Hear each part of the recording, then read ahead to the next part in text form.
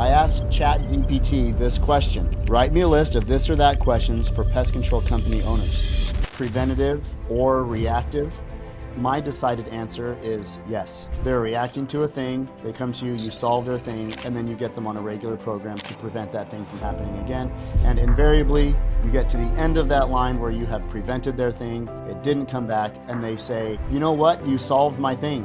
One thing I think this is actually really important to educate your customers on is that the majority of your customers are going to come to you because of some situation, right? Welcome to the Bug Bux Podcast, a podcast designed to turn you into a bug money millionaire. This episode is brought to you by Bug Bux Plus, the #1 training and education platform designed to help you build and scale your pest control company. I'm your host, Eric Bassett, and in Vancouver, Washington, at our Bug Bux Plus studio, my co-host, Jay Claus. What's up, dude? Woo-ha! What's up, Eric? What's up, my Bug Buxers? Okay, I'm really excited about this episode. We haven't done one like this in a while. We are going to do a this or that with a twist. What's the twist, Jake? I don't think that we've ever done one like this. We've done this or that, but you're right, not like this. So this is the AI generation. So I jumped into AI. We're going to use AI to help us with this episode. I asked ChatGPT this question. Write me a list of this or that questions for pest control company owners. And it actually came up with a pretty stellar, cool little list here. So we're going to go AI today. Love it, man. Love it. And before we dive into that, of course, just want to remind everybody listening, the best way to receive new episodes is by subscribing to our show on your preferred podcast platform like Apple, YouTube, Audible, or Spotify. If you love the show, please leave us a rating and a review. Make sure to check out our Facebook group, Bug Bux Plus. That is BUGBUX Plus. We have the owners only group that has over 4,800 other pest control owners waiting to connect with you and share their thoughts. We also have the Bug Bux Pest Pros group for non-owner team members designed to help them develop in their roles. Joining the groups is the best way to connect with us, share your feedback on our show, and have your questions highlighted and discussed here on the podcast. So make sure you find us on Facebook and join one of those groups. All right, Jake, you and ChatGPT, take it away. This is fun. Okay, so you know what? Let's just start with this first question. Residential services or commercial services? Okay, this is a tough one. Commercial traditionally has much lower attrition. They're sticky over a longer period of time. They take a little bit more technical expertise to both bid and service. So it depends on the type of commercial. They have a lower reservice rate typically, depending on the type. Oh man, I would probably say, like, if I could go 100% one way or another, I'd probably go residential if I had to choose one way or another. Yeah, I think so. Me too. Your residential, you can kind of knock out a bunch of them, and it's less. Let's say this. It's easier to train up a whole bunch of commercial or residential account technicians than is the specialty commercial stuff. Also, your lead time on commercial accounts is significantly longer, whereas with residential, it's usually pretty quick phone call. Yeah. And, if you have a commercial account that cancels, typically the value of those accounts is higher. So like one customer represents a much bigger portion of the pie when they cancel, even though they cancel less. Yeah, So, and here's another consideration for commercial services. You're using a lot more specialty equipment or tools, right? So, on a residential customer, it might not make the most sense yet, maybe for us, to use the the intelligent rat boxes, that give you updates. But if you've got a commercial account and you've got 50 bait boxes out, that is going to be a thing that you're going to want to use. If you're doing bioremediation for restaurants, if you're doing drain cleanouts, if you're doing dumpster cleanout, like all these things, once you start going down that commercial services rabbit hole, all of a sudden, everything looks different, right? You can't just run out of a little truck. You've got to get a bigger truck to accommodate all your equipment. And then not to mention on top of that, you're competing with Ecolab and some of the other monsters in the industry where, they're also washing their entry mats and doing their laundry services. So, I mean, there are some pros and cons. But I think if I'm picking for me, if it's one or the other, I'm going residential. Yeah, no, I agree 100%. And just like you said, there's going to be pros and cons either side of this thing, and there are companies who do 100% commercial, and that's what they specialize in. That's how they Hmm. built and scale and grown their companies. Hmm. And most companies have a mix of both, and there are also those accounts that are like, I mean, they're commercial, but like, are they really? Like you service them the same way that you service a house. So Like a dentist that's running out of a converted 1960s house on the e- side of the road, right? exactly, yeah. Yeah. So, all right, man, what's next up on our Chat GPT list? Next up, chemical treatments or organic solutions. Man, ChatGPT, you're getting me triggered. All Yep. right. So the first thing is we'll kind of adjust a little bit here, and we'll talk about maybe synthetic applications versus what you might call like all natural, right? Like the Hmm. essential oil lineup, the fit for 25Bs versus the synthetic pyrethrin, pyrethroid type lineup, right? We'll go Yep. those two different directions. And I'm not saying that pyrethroids are the only ones. Obviously, there's a whole chemical Yeah, class. we're talking Yeah. chemicals versus like the green stuff. Yes. Yeah. All right, dude. You hit this first. I'll hit it second. Okay, so for me, the big thing here is effectiveness, right? Hmm. And you with so-called organic solutions or green solutions that are organic based or what's the word I'm looking for? Essential oil based or Yep. whatever. Those are great for like spider webs and those kinds of things if Hmm. you're really just looking for a temporary solution that's going to last a couple weeks. And granted, there have been some green solutions that have come out in the not too distant past or whatever that have recently come out that are actually pretty good. And hopefully we can start making some relationships with those companies and putting them out in front of the Bug Bucks community because there's some good 100%. stuff coming out. But the funny thing is even ChatGPT asks about organic solutions, and Hmm. anybody that knows anything about pest control kind of chuckles at that and says, "Organic solutions, huh? Organic, right?" Um, DDT was organic. Uh, Yeah. you know, Organophosphates, organophos, obviously organic. yeah, strychnine, Yep. organic, right? So you have to kind of have that conversation with customers in a tactful way. Hmm. If you're talking about your tomatoes and your orange juice, then organic is a good way to go. With pest control, not so much. It's more about using smart products in the smart way. So for me, for sure, 100%. Well, okay, yes, their organic stuff or green stuff has its place, but I'm Yes. not going to base my service lineup on green products. No. And the other thing you have to imagine too is that chemical manufacturing and the process that synthetic products go through for pesticides, there's a lot that goes into it. A lot, Yeah. hundreds of millions of dollars, lots and lots of years that go into it. I mean, we've had conversations with Syngenta and other chemical manufacturers about their processes. And the one thing that they have in mind is going to be both applicator and consumer safety. Hmm. And so that's part of their process when it comes to coming out with these products. Not only do they last longer, but they're designed to be people, pet, environment friendly. That's how we say it, right? We don't say Yep. safe Yep. because it all depends, but it's people, pet, environment friendly. And then you have the fit for 25B products that still the EPA looks at and they say, you know what, based on the active ingredients here, we're going to label you as exempt under a specific category, which is fit for 25B. Hmm. Outside of that, if you're using like whatever thing you read on some mom's group in Facebook or whatever's going on, just understand that like there are no safety protocols for those things. Hmm. You might think that they're safe, but you don't know what the environmental impact typically is and other stuff. And I'm not talking about sprinkling mint, around the foundation of your home. I love those Whatever. customers. Yeah, Yeah. right. They're like, oh, it's okay.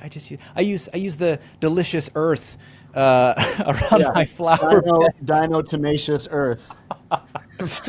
Dude, okay. So we'll have to hop off this topic because we can go about this all day. But I agree with you 100%.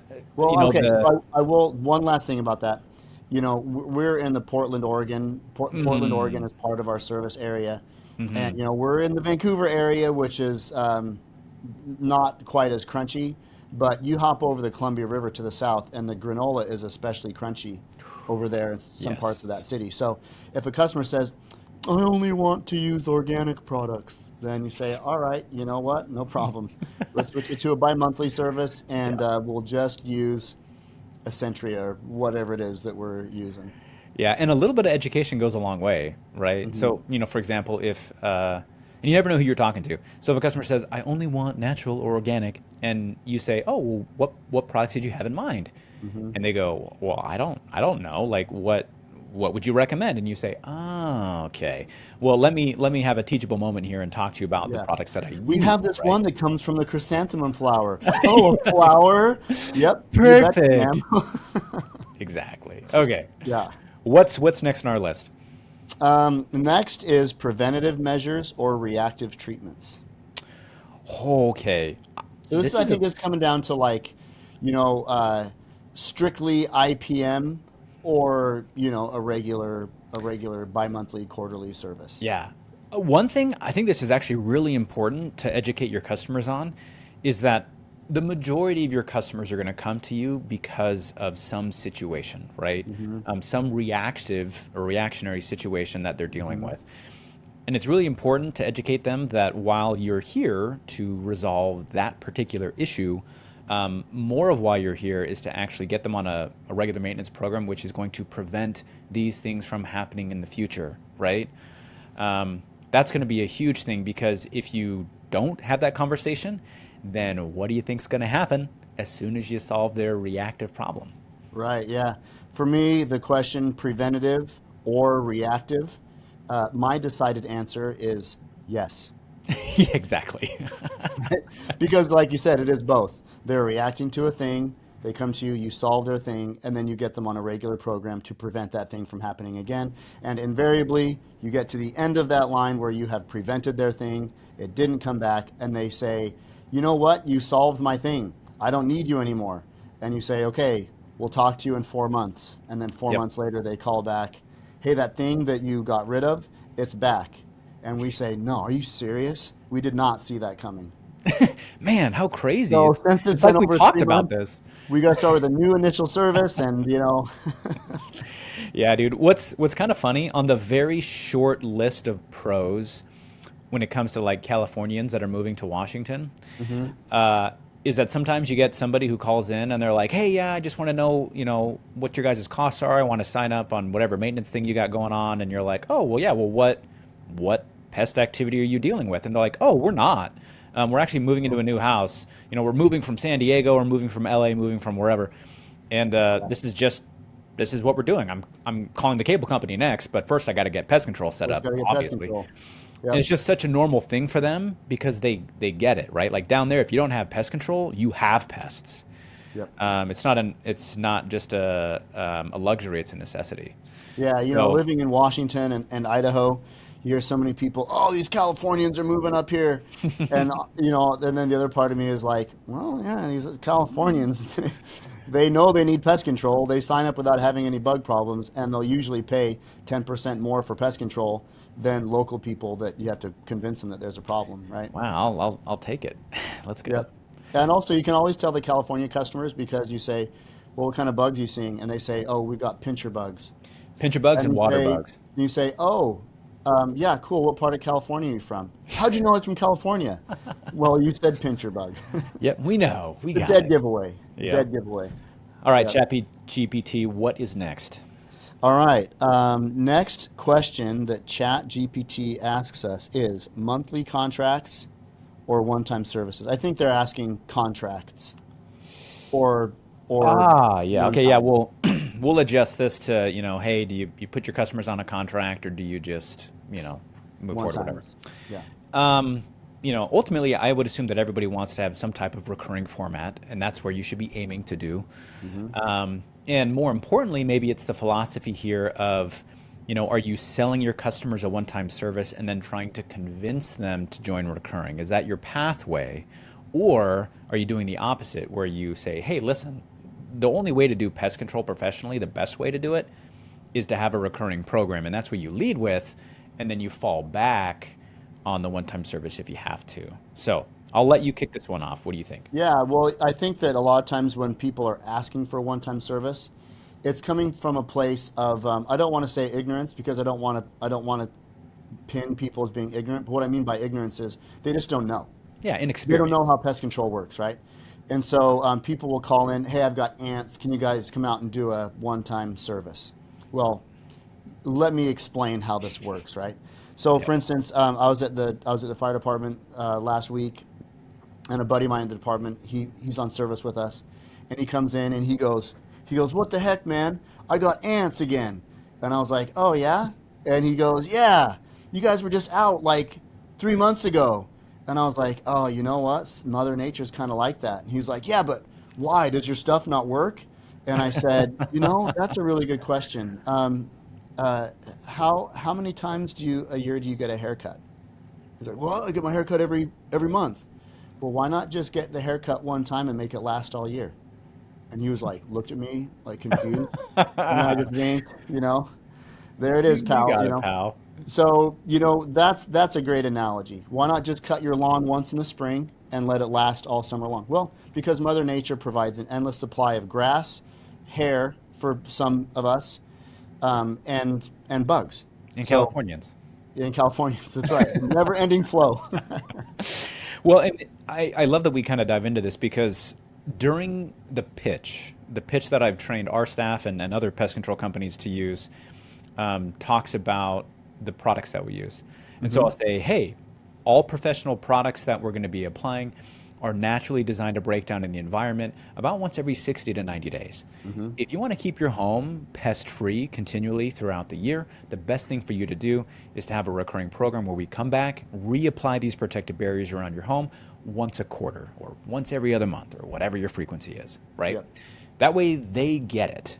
That little part is really important. So you don't run into a scenario where that guy's asking the question like, oh man, they did it and then the bugs went away and then they came back and obviously it means it doesn't work. And it's like, no, that's exactly how it's actually supposed to work.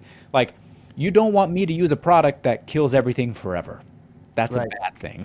Yep. So, We used to do that, and it killed the bald eagles, and it got into the whoa. aquifers, and you just don't want that.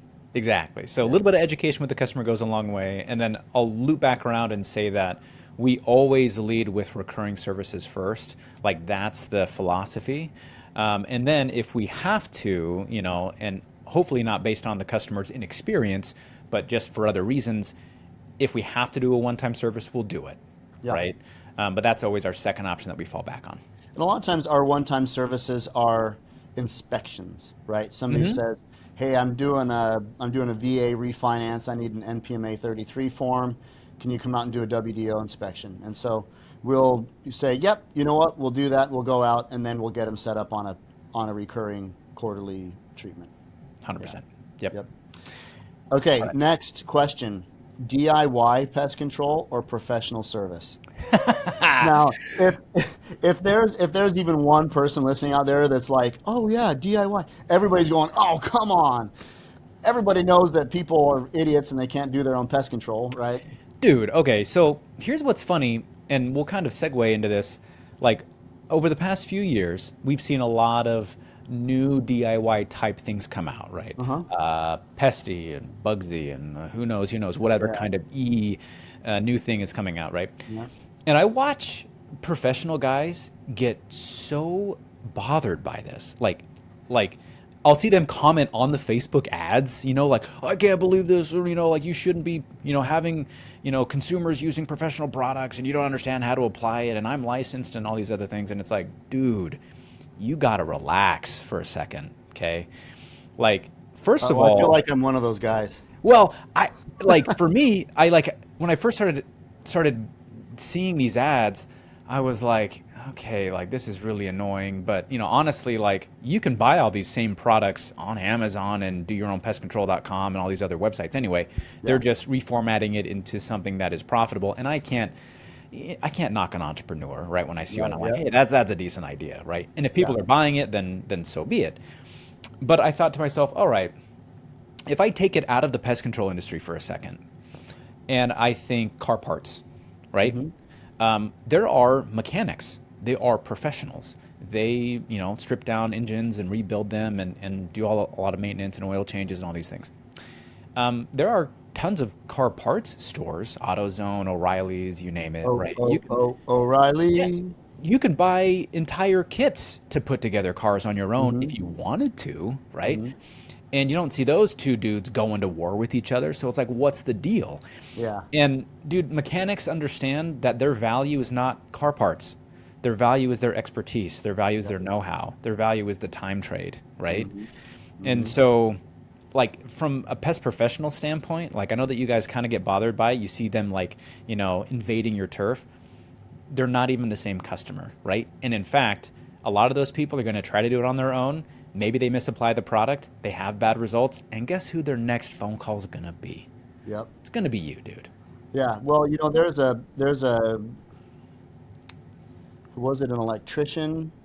There's some trade that I see driving their truck around town every once in a while, and their slogan is the company that you call after you try to do it yourself, or something like that. Yeah. So I feel like that's the same way with pest control. It's the same way with your car, right? You're the auto mechanic. Hey, we're the mechanic that you bring your car to after you try to fix it yourself. So yeah, people don't really know how to do their own pest control. Maybe some people do, but I remember one time a customer asked you, "Well, what do I do? How do I do this on my own?" And you're like, "Well, first of all, you got to get the right droplet size. So what you'll need is you'll need a specialized backpack sprayer that creates this droplet size. And if you're doing inside the house, then you're going to need a B&G sprayer, and this is how much these cost, and you're going to have to get this product." And by the time you got like 3 minutes in, the guy's like, "Okay, stop. Just how much do I? Just take my money already, right?" So Yeah. there is that side, and I'm just going to say it. I saw a Instagram ad for one of these like subscription, and then they send you a bag with a sprayer nozzle, and you put the stuff in it.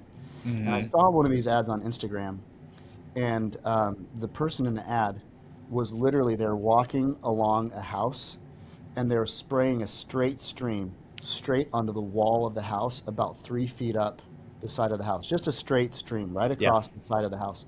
And I thought to myself, okay, either the people that own this business are hiring somebody to shoot the video for them that doesn't know one freaking thing about, they don't know the difference between a carpenter ant and an odorous house ant, You right? They're hope just, you hope that's the case, right? you hope that's the case, right?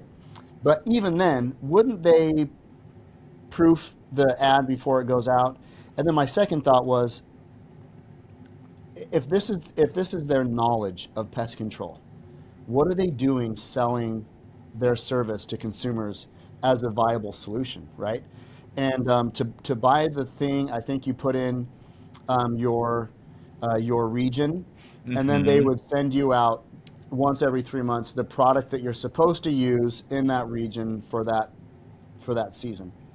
And Yeah. so anyway, yeah, there are some do-it-yourself options that just you shouldn't be doing it yourself if that's your basis of knowledge for pest control. Just call a professional. Yeah. Just call a pest control company. Yep. Well, and ultimately, it's like, dude, ask yourself how much your time is really worth, right? Like Hmm. that's what I always tell customers, and you can have that conversation where I say, hey, what do you do for work? And they're like, oh, I'm an attorney. Got it. I see what you mean. How much is your time worth an hour? And they're like, oh, it's worth, X amount. And I'm like, do you feel like it's in any kind of a good idea to spend your time doing your own pest control when you can Hmm. just pay someone else to do it? Yep. Like, riddle me that, right? So, Dude, many years ago, I was just a quick anecdote. Many years ago, I was selling pest control in the Dallas Fort Worth area, and I was in this city called Mansfield. It's like south DFW, right? And I'm in this neighborhood, really nice neighborhood. And I knock on the dude's door, and I'm pitching to him. He's like, "Oh yeah, I do my own." And I was like, "That's cool." He goes, "Yeah, let me show you he asked me what we use, right?" So I tell him the products we use. And he goes, "I think those sound familiar." And he goes, let's go look." And so he goes and he opens his garage door, and he's got a shelf in his garage with Tempo all and right. like literally all the Uh products that we huh. use, right? And the guy goes, well, and he wasn't combative. He was like a genuine guy. He's like, well, I mean, I've got all the same products that you guys do. Like, why should I sign up with you? And I said, well, because we'll do it and we know what we're doing. And the guy thought for a second and he goes, okay. Sign me Love it, up. dude. Yeah. Love it. Yeah. Yeah, it's like, So why do it yourself when you can have someone that knows? I don't even change my own oil in my car. Why? Because no. I haven't spent my time figuring. I know I could watch a YouTube video and figure it out, but I don't Yep. have the time to do it, and I don't want to crawl into my car. Dude, So so here's what's funny, and you guys might know this already. So the Natura Pest Control that me and Jake own is in Vancouver, Washington, Portland, Oregon. I have a house in Boise, Idaho. Okay, so we don't service the Boise, Idaho area. So I do my own pest control, of course. what? I've got all the product, everything else. I am this close to paying a completely other pest control company Oh to yeah. do my pest control for me, Oh yeah. just because the time trade is that much valuable, like more valuable to me. Yeah. So, dude, if it I might applies have to a couple me, recommendations for you. what was that? I said I might have a couple recommendations. Yeah, exactly, dude. All the other Boise guys listening, they're like, "Whoa, I'll service freaking Eric's house. Let's Yeah, go." you're gonna get hit up on your DMs. Yep, Yeah. exactly. All right. Okay, Next. next question. Okay. Let's see. There's local advertising or online marketing. Ooh, good question. Good question. We can probably hit this one pretty quick, actually. Yeah, this will go quick. Honestly, we're in a very digital age, and if you're not doing some kind of digital marketing, dude, you are missing out. There is a good way to do it, and there are pathways to do it. But Hmm. even some of the simple stuff, just dude, put together a GMB profile, right? Put Right. stuff Yeah. on it. Ask for Yeah. reviews. Get reviews. Make sure the GMB profile has all the right information. Get a website. Have somebody optimize your SEO. There Yeah. you go, man. It is a little bit tricky. It's not rocket science, and it does require some specialized people, which we at Bug Bux have recommendations for some fantastic vendors in Hmm. that realm. Hmm. But if you're only doing traditional marketing, mailers and word of mouth, you can still grow your business. The rate at which you scale is going to be pretty slow. Yeah. So I feel like if you're doing LSA and all that stuff, that is local marketing anyway. Yeah. But I will say this: pause tree service. Pause tree service. There's a billboard on the 503 or whatever that is in Vancouver, 117th, I think. So Mhm. there's a pause tree service billboard right there. It's right by the Taco Bell, across from the bank. And then on the west side of town, over in maybe it's Philida or Hazeldale or something, there's another pause tree service billboard. The guy's got two billboards. Love it. And I'll tell you what, I've driven past Pause Billboard so many times that if I need a tree, I would cut down my own trees. But if I needed tree work done, who do I think of? Pause. Think of Pause Tree Service because I've seen his billboard a billion times. Yep. So if you're in a billboard market, that's actually probably not a bad idea. We wish that we could do billboard markets here, but there's like 5 billboards. I mean, this isn't Utah, right? In Utah, it's like there's a bajillion billboards. But here, there's just not enough to put up. But I would do that. If there was a billboard available, I think I would do that. Oh, 100%. And I will actually say that there are benefits from traditional marketing and word of mouth and having a good reputation, all those other things. You can't replace those with 100% digital marketing, right? Like Hmm. if you have a bad reputation and other things are going on, you can't fix those things with just digital marketing. And same thing in reverse. Digital marketing has benefits that you just aren't going to be able to scratch with traditional marketing. So, Yep. if I had to pick one, I'll do digital just from the scalability of it. But I'm with Jake. Like, dude, give me all the options I can get if they're effective. Yeah, and pause tree service. It's probably hard to track where their leads come from, because you see the billboard 1,000 times, Hmm. and then you need a tree trimmed, and you call pause, and their office lady says, "How did you hear about us?" Well, I just Googled Google. you. No, Yeah. I didn't. That's how I found the phone number. But Hmm. I called you because I've seen your billboard a billion times. Yeah, well, and attribution is always really tricky, and there's a difference between like customer acquisition campaigns and like certain calls to action and brand awareness campaigns. Hmm. Like we have events, Natura does events throughout the year that we can attribute some customer acquisition to, but really it's brand awareness. right? We want to be on the minds of people when they have pest issues. And then obviously it's going to lead to other types of touch points that eventually they're going to choose us and actually call us. Yeah. And our big billboard is that we have whatever 15 or 16 or 17 at any given time rigs running Yep. around town. That are, And when I meet new people and they say, "What do you do?" "Oh, I'm a co-owner of Natura Pest Control." "Oh, Natura? Geez, I see your cars everywhere. It's like every corner there's a Natura car." I'm like, "Oh, right? One of my all right. Well, favorite things. yeah, thank you. Okay, I dude. recommend that." Next, Last chat GPT question. Pick a good one. What do you got? you know what? I'm going to ask this question because the Ben Riches episode just dropped today. By the Mm-hmm. way, if you haven't listened to Ben Riches episode, right after this, just go hit play on Ben Riches. So good. Freaking the dude's an animal. But this is going to bring back a little thing that Ben Rich has talked about. So the question is in-house technicians or subcontracting services. Ooh, that's a really good So question. you remember Ben? Ben was talking about how right when he moved to Kentucky, it was like 3 months in, he gets this $25,000 termite job, Uh-huh. and it was at an apartment complex. And Ben's like, "I don't know how to do termites. I've never done termites before, but I'm going to bid on it." And then he went Hmm. and he figured out how to do termites. That's a freaking monster, right? The dude's genius.